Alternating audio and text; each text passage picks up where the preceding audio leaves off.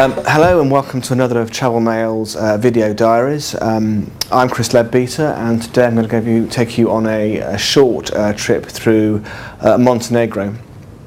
Montenegro being one of the lesser known countries of Europe, and perhaps not somewhere that many of you are familiar with. But it's also one of Europe's most beautiful countries, and also one of its youngest, arguably the youngest. It's only been independent since the middle of 2006.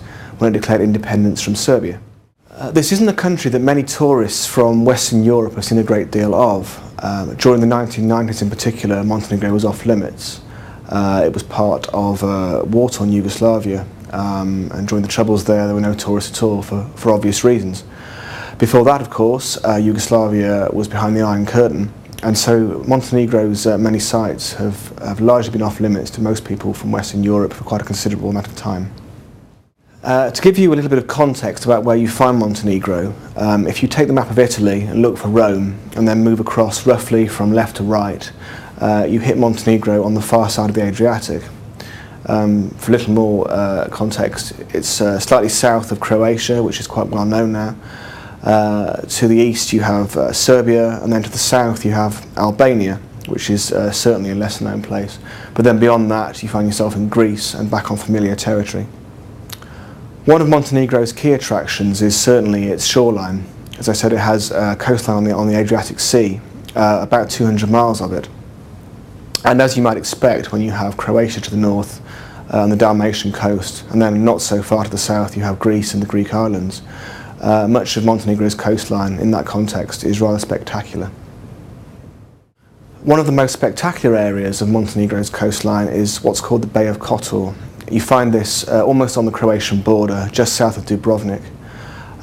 It's almost like a fjord. It has been described as the most southerly of Europe's fjords. It's a thin, twisting, narrow channel with mountains dropping on either side down to sparkling waters with small orange roofed villages on either side. It really is quite spectacular. Montenegro's main resort is the town of Budvar, which you find roughly halfway down the coast.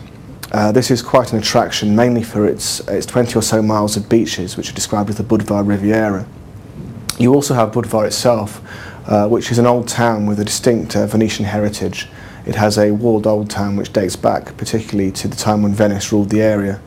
And this is well worth a visit if you're in Montenegro.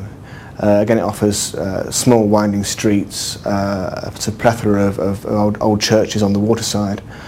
But there's also a very modern marina which marks Montenegro's progression towards a new age.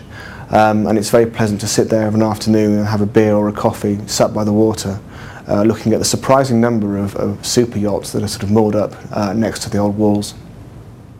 A little further down the coast you find the small working port of Bar. This is another of Montenegro's key coastal sites, although this is more a working port than a beach resort. The key attraction here is Stari Bar, another old town, although the difference between here and Budvar is that Stari Bar is ruined. It sits on the hillside above the modern port, built there for obvious reasons to make it easy to defend from potential aggressors. It's quite an eerie place. It was largely destroyed during a war in the 19th century, and then earthquakes have done further damage since then. So it's definitely an eerie place to visit, but also quite a special place. You can wander amongst olive trees, swaying amongst ruined churches, and look up at the mountains behind, and it's a very peaceful place to visit. The mountains and the scenery and land are also another major part of Montenegro's appeal. The country has 4 national parks, all set in rather spectacular scenery. One of these is Skadar Lake, just inland from Bar, a huge inland waterway which straddles the border with Albania. The main attraction here is the wide variety of bird wildlife. There are around 300 species of birds, including pelicans and herons. Though is the river Tara Gorge, which you find in the north of the country. This is, and this might be quite surprising, the deepest and longest gorge in Europe. It's been compared to the Grand Canyon, although that's perhaps slightly overdoing it, but it's certainly a spectacular sight. At one point, at its deepest point, it drops to 1,300 metres, which is a considerable way. One of the most spectacular parts of the gorge is the place where the Dodovica Bridge crosses it in rather impressive manner. This is a five-arch bridge that is one of the key communication and road points in the upper mountains. I had a chance to walk on this, and while it doesn't quite span the deepest part of the gorge, it's certainly a fair way down, as I hope the following footage perhaps demonstrates. Here I am in Montenegro, about to throw a brick entirely responsibly from the Dodovica Bridge. It's a long way.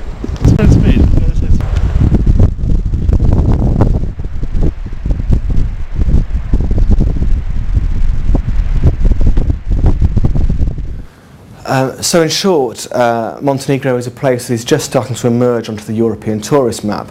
But if your thing is sort of soft beaches, spectacular scenery, and you have a certain sense of adventure, then it may just be for you.